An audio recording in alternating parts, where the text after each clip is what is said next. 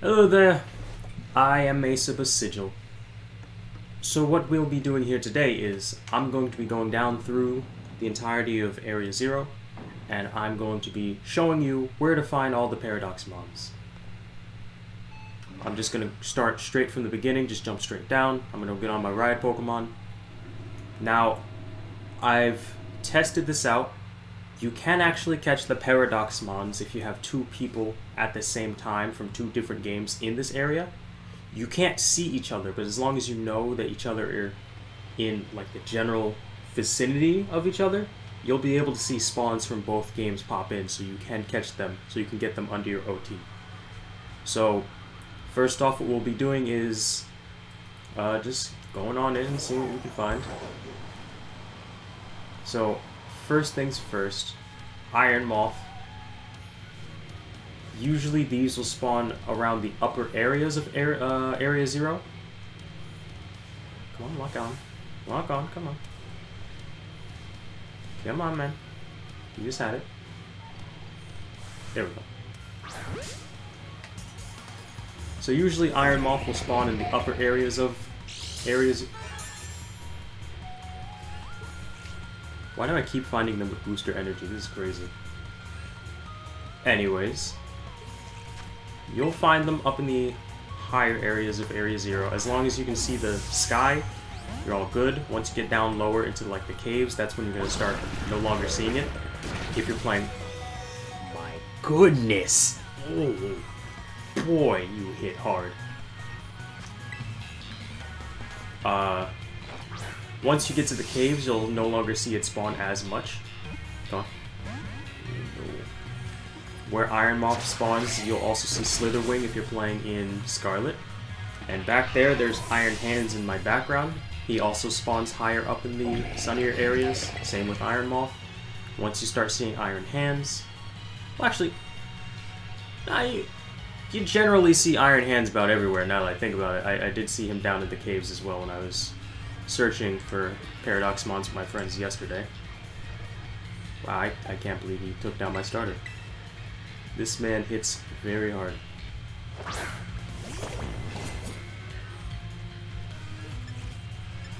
I mean, I want to catch it because I do want another one, but I also don't want to kill it. That was close. So I'm gonna catch this one real quick.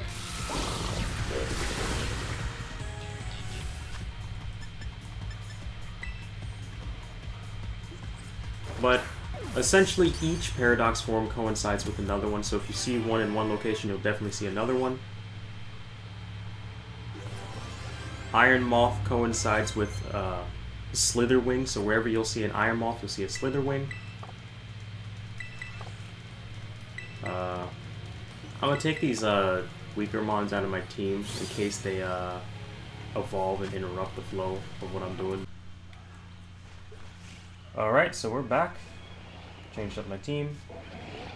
And right here we have Iron Hands.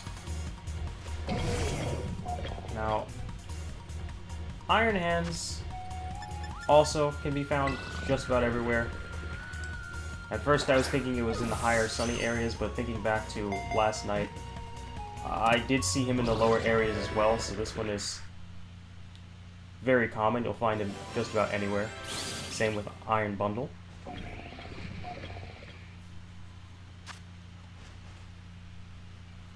And Iron Hands will coincide with Brute Bonnet. So wherever you see an Iron Hands, you should be seeing Brute Bonnet as well. Go ahead and continue.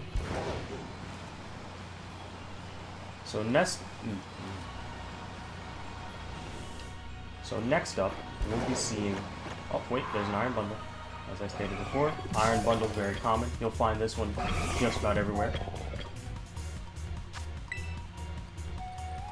And for you Scarlet players, another critical capture.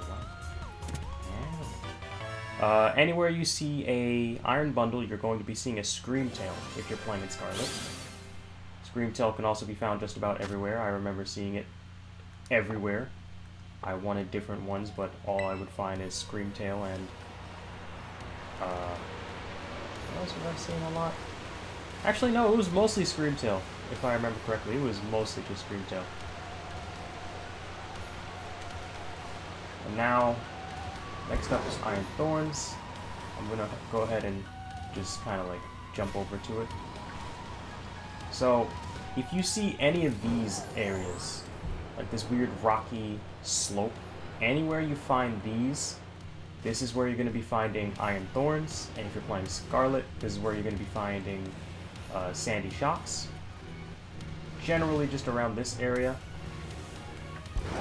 Now, when I was playing with my friend, we found Iron Thorns almost immediately after exiting that first research lab. You'll be able to find Iron Bundle, Iron Hands, Iron Thorns, and Iron Moth. But you'd have to be playing with somebody for them to spawn. Oh, there's Iron Thorns. You'd have to be playing with somebody for them to spawn if you're in the opposite game. It seems you have to encounter them through the story before they start appearing from the wild, with the exceptions of Iron Jugulus and Fluttermane for whatever reason. Oh, that's annoying. You critted me, come on. So anywhere you see Iron Thorns, you'll be seeing Sandy Shocks.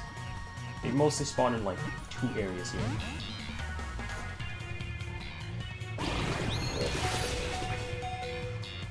Alright, man, I'm gonna need that health back. I'm paying in blood. Give it back to me.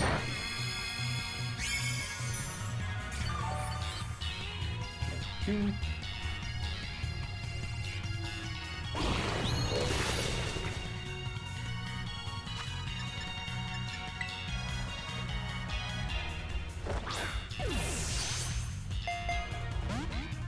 Buddy, come on now.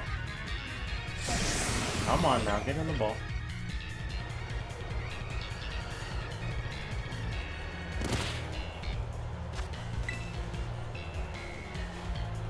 Can we get another critical capture, please?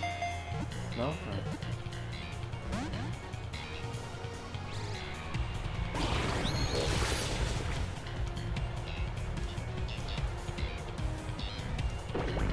Okay. Don't want it. So I'm gonna...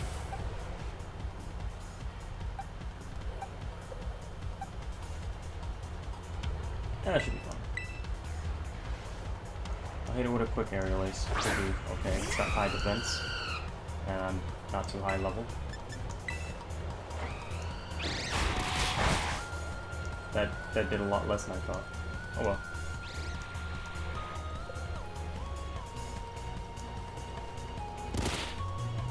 That should be fine. I'll go for an Ultra Ball anyways.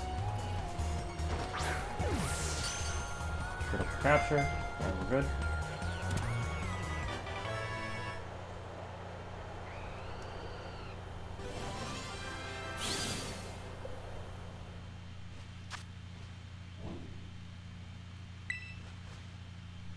Oop, not in A. Alright. So we'll be heading down. And right over there as well. That patch of gravel over there, that is also where you'll be seeing Iron Thorns and Sandy Shocks. They'll be spawning there as well.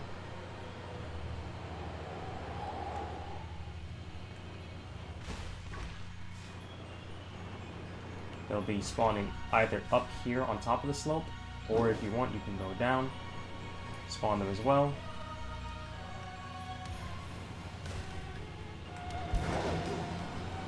Then once you get to Research Room 2, you should be able to spawn more from your game. Because, as I mentioned before, certain Paradox Mons aren't going to be showing up until you see them in the story. With the exceptions of course, Fluttermane and Iron Jugulus.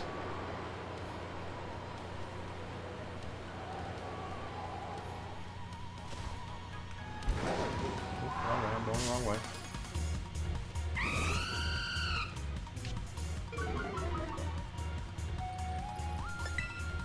leave the Talon Flame alone.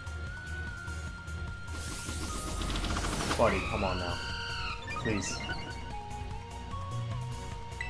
Alright, fine, man. Fine, man. Have your way.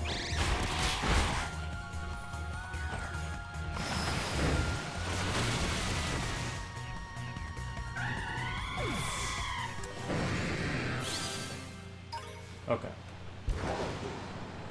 So, once you leave Research Room 2 and head down this hill, across this waterfall, you're going to go this way.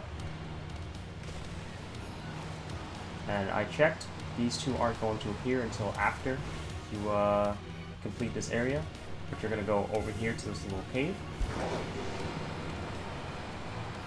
If you're playing Violet, like I am, in this room, the only Paradox mons you'll be finding are mostly Iron Jugulus and Iron Valiant. And if you're playing, oh, there's Iron Jugulus. If you're playing Scarlet, you'll be finding Fluttermane and Roaring Moon. I had to stop myself there. I don't know why, when I was playing with my friends, I kept calling him Bloody Moon. Not at all called Bloody Moon, it's Roaring Moon. Though I should have named one of them that. It is a cool name. His wings are red as well, just like Salamon's. Called the Iron Jugulus.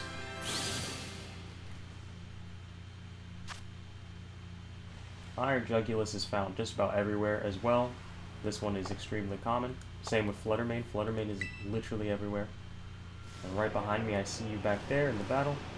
I'm gonna go for Iron Valiant. In Violet, you find Iron Valiant here, and in Scarlet, you'll be finding Roaring Moon. Why do you have a booster energy? No. Please don't hit me too hard, man. Just get in the ball. I don't want the smoke. Please just get in the ball. Oh, no. Okay.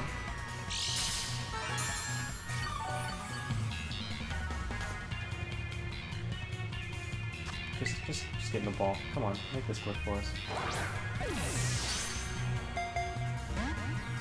Didn't even shake.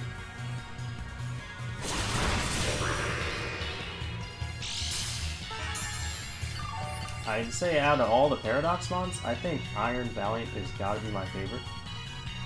It just looks so cool, and I love the idea of them combining Gallade and Gardevoir. Alright, fine, I'll hit you. Cool typing too. This one right here is Fairy Fighting type. Iron Jugulus there in the background. Iron Jugulus is Dark Flying. That's probably gonna kill. I'm gonna go for an Ice Man. Not bad. One move to do it.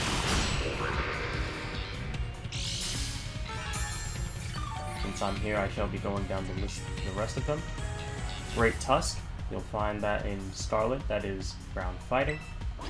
Screamtail, also in Scarlet, that is Fairy Psychic. Brute Bonnet, you'll find in Scarlet, Grass Dark. Fluttermane is Ghost Fairy. Slitherwing is Bug Fighting, and Sandy Shocks would be Electric Ground. Oh, and Roaring Moon is Dragon Dark. Even though it flies in its battle animation, it is in fact not a flying type. If you don't get in this ball right now, Iron Threads, or Shreds, my mistake. Iron Shreds is Ground Steel. Iron Bundle is Ice Water. Iron Hands is Fighting Electric. Iron Moth is Fire Poison. Very interesting type there. Iron Thorns is Rock Electric. And finally, Iron Valiant, as I mentioned before, is Fairy Fighting. Hitting the ball. Hit the ball.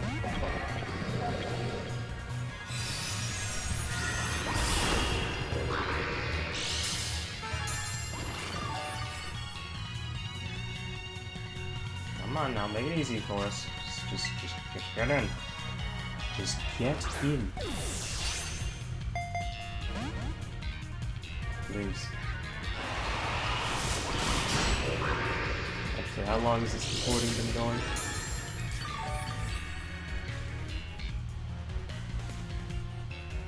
Yeah, make it quick. We've already hit our quota of 10 minutes. Hurry up. In fact, I'll just throw a timer. That should be fun.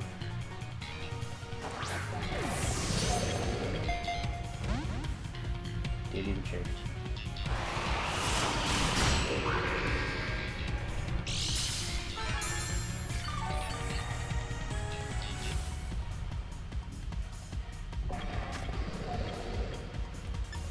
I'll try my repeat ball, see if that works.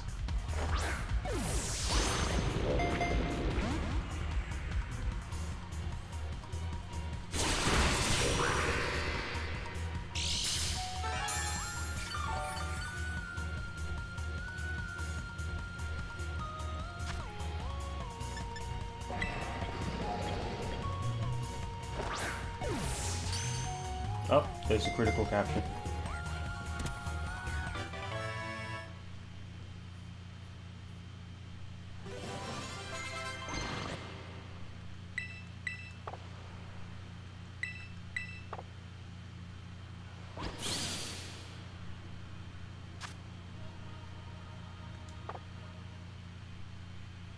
There we go, fairy fighting. Roaring Moon is here as well, as stated before, but once again, you'll have to wait until you complete this area before finding Iron Valiant or Roaring Moon.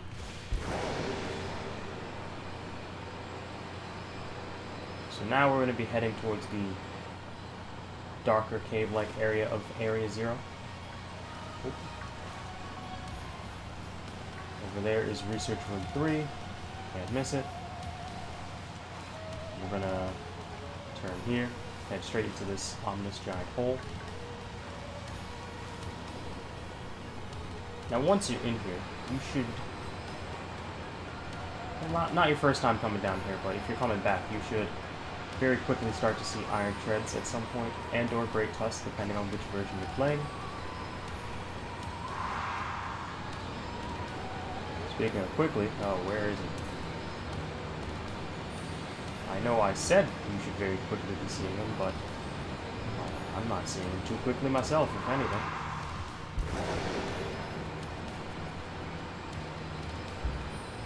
There's an iron bundle.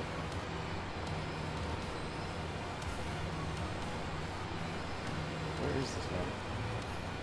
I know for a fact he's down here. This is my second time recording this because I realized that my audio wasn't recording. But I found Iron Treads almost immediately. As soon as I went in the cave, I found like 3 immediately. Now here we are, trying again now that I actually do have sound. He's just not showing up.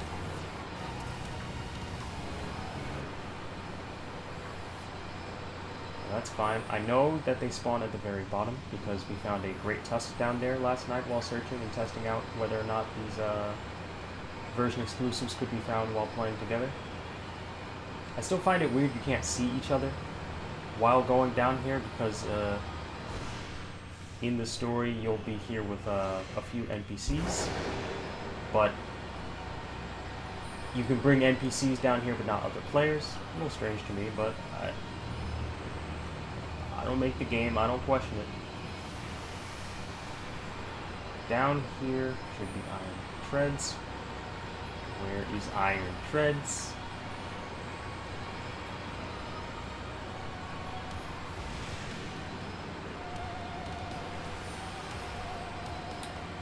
Pokemon. Where is this guy? Why are you hiding the elephant?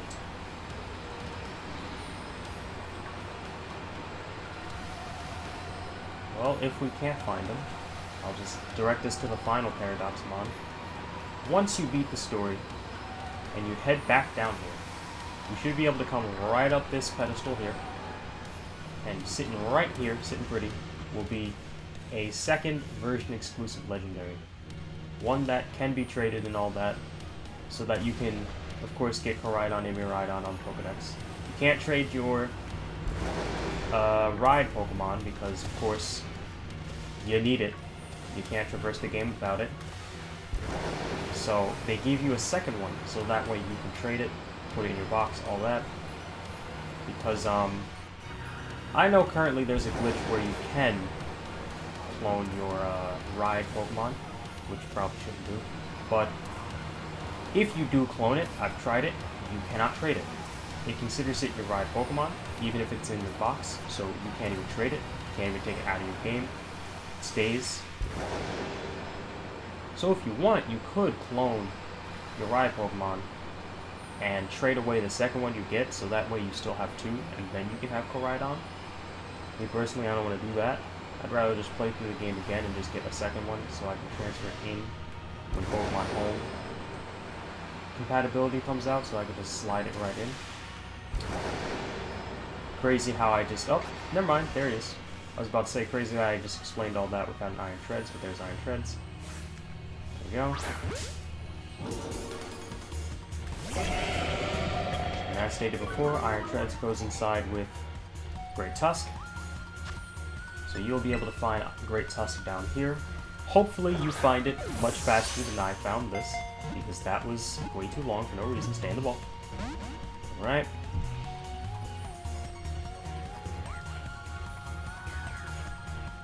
You just tried to EQ me? I don't appreciate that. You just tried to EQ me? Fucker, give this ball.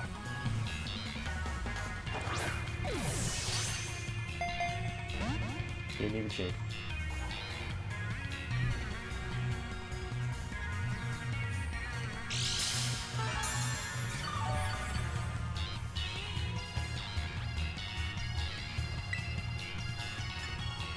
I'll hit it with an Ice Fang. One more should do it, and I'll throw a Ultra Ball.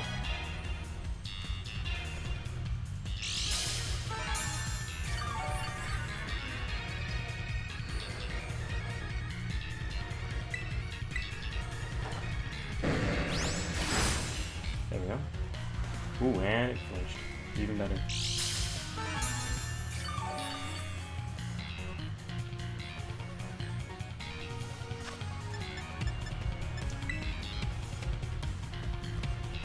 All of this. Please give me a quick capture. Oh, perfect.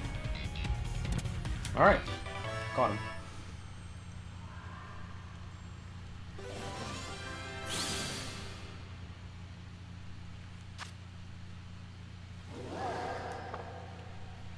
Alright, so we're going to go through the types and the moves and abilities for these mons. Iron Moth, as I stated before, fire poison type. Came with a booster energy. I thought booster energy would have been gone. Actually stays. It's cool. Well, it does that. So, all of the Paradox mons from each respective game has an ability so that it can synergize with the respective box legendary. In Scarlet, I'll use my game as an example first. For Violet, all the future mons come with Quark Drive, which synergizes with Hadron Engine. Essentially, Hadron Engine is Miraidon's signature ability. Miraidon gets the ability to set up the electric terrain, as well as get a boost to its special attack. And this electric terrain will then boost all of Quark Drive using Pokemon, such as the future mons. Quark Drive will boost the most proficient stat of that Pokemon in the electric terrain, or if it's holding a booster energy. So it's pretty much like a free beast boost without having to get a KO, which is good. And a lot of these mons are a little scary with their stats. They're very optimized, which I'm very excited for battling and all that. You know, I love me some VGC. Each one, well, not even each one, actually, yeah, all the Paradox mons, except for, of course, Koraidon and Miraidon, they all have the same exact base stats as the Ultra Beast. It's 570. So each of their stats are unique, very highly optimized for maximum bullshit. And yeah, that's all the future mons. I do have all the past mons, so I can show them as well. There we go. So going down the line, let me get my screen tail.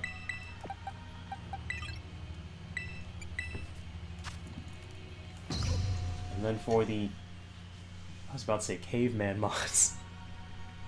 For the past mons, they all get Protosynthesis, which synergizes with Koraidon's special ability, which sets up the sun and allows Koraidon to get a boost to its physical attack. And same thing with them, once they're in the sunlight, they pretty much get a free beast boost. So you got Screamtail here.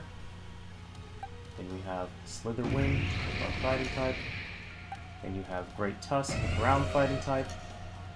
Then you have Brute Bonnet, Grass Dark. You know, it's funny, I actually don't like Amoonguss much. But bro, I really love Brute Bonnet. Brute Bonnet looks so, like, goofy. I love it. So stupid. I like the little, like, master hat he's got going on with, like, the whole leaves growing off of it, making them look all mysterious and cool. It's just an edgy Amoonguss. And I don't know why, but making Amoonguss edgier just made it real better for me, honestly. Fluttermane. I don't know why it took me a minute to realize that those were feathers at the end of its weird like head tendril things. I thought they were like claws. And we have Sandy Shocks, Caveman Magneton, not even Steel type. And here we have Roaring Moon.